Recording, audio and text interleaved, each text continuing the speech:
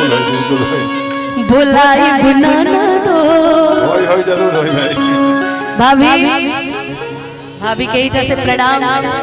और जितने भी भाभी के साथ जितना भी लोग बैठल बाड़ी अपने के गार्जियन सभी के बहुत बहुत प्रणाम। हमेशा जे आशीर्वाद के हमेशा कामना रही। आंटी जी भी बैठल बाड़ी बहुत बहुत प्रणाम। हमेशा आशीर्वाद के कामना रही। हो बुलाई बनाना दो, हो बुलाई बनाना दो, हो बुलाई बनाना दो, हो बुलाई बनाना दो। आप भी भैया ही कहते हैं उनको। हाँ बिल्कुल कि हमारा बेटा होता है बुलाई बनाना दो, बेटा बुलाई बनाना दो, हमारा बेटा होता है बुलाई बनाना दो, हो बुलाई बनाना दो, हो बुलाई बनाना दो, हो बुलाई बनाना दो, हो बुलाई बनाना दो। कि हमारा बेटा होगा बुलाई बनाना दो, बुलाई बनाना दो।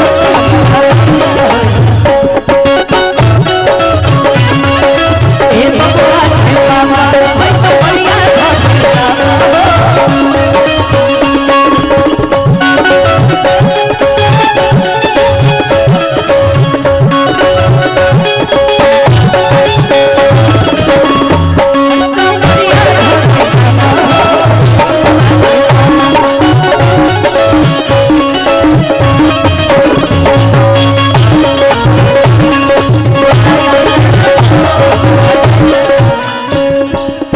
सौरीली पहाड़ी में कंगना देवो। और देखो एकरा के नेक कहल जाला कि जब सोहर होला खिलवना होला तो में सोहर में मोहर लगेला। तो ऐसे हमने के जितना भी बबुआ के चाचा बड़न बड़का पापा बड़न सबके पैसा देता है जाए।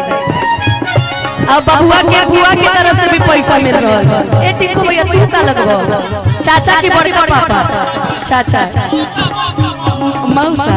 अच्छा ये मौसी तू मौसा वहाँ पे अंजलि जी बैठी। अच्छा मौसा। ओहो तब ठीक है, तब रिश्ता बहुत पुराना है। की शादी साहिबा ठीक है आप भी तो मौसी ही लगेंगे। मैं बुआ लगूंगी, मैं भैया बोलती हूँ। ए भैया यहाँ रिश्ता समझ में नहीं आ रहा। कहाँ है भाई बबुआ की मौसी किधर है? वहाँ नेक मिला है कि नहीं तुमको? नहीं मुझे तो मिला है, हमेशा मिलता है। कहाँ है?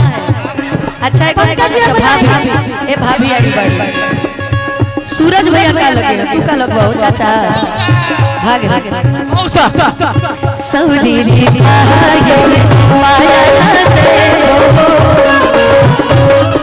जय बुआ। सौरीली पहाड़ी में माया न देवो,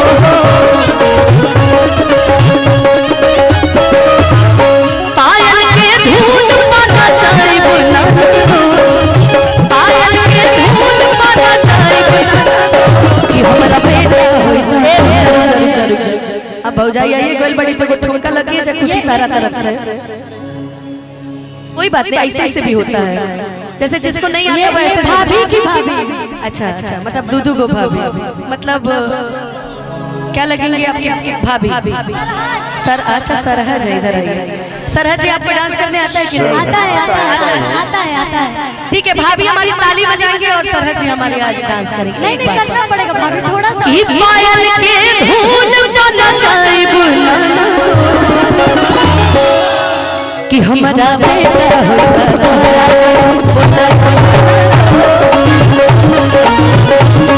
बुलाई बनाना दो, कि हमारा बेटा बुलाई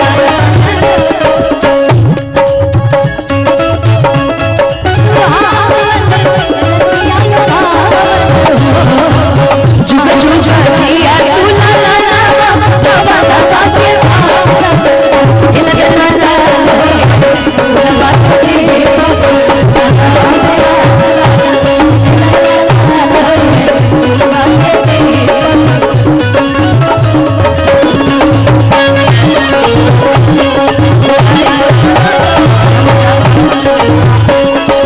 देखा का अब खुशी अपना हिस्सा के नेग ले ले बड़ी तब हमार बारी बापन नेग ले वाला के। ए खुशी अरे बुआ सोना चांदी मिलेला कि ना?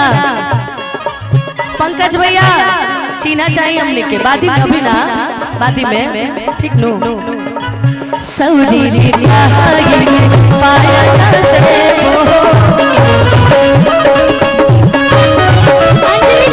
जी आई थी। बबुआ की मौसी जी आइए जल्दी। कहाँ है भाई बबुआ के मौसी? आइए आइए आइए। अच्छा बबुआ की मौसी सुंदर वो आ बड़ी रही है, अभी शादी नहीं हुआ है। अच्छा थोड़ा इधर देख लीजिएगा नौजवान को। ठीक बा रुक जा टिंकू भैया रुक जा ए भाई एनर्जी देख रहे हैं लोगों का। अब बबुआ के मौसी ठीक लगल बड़ी हैं आवत तरिया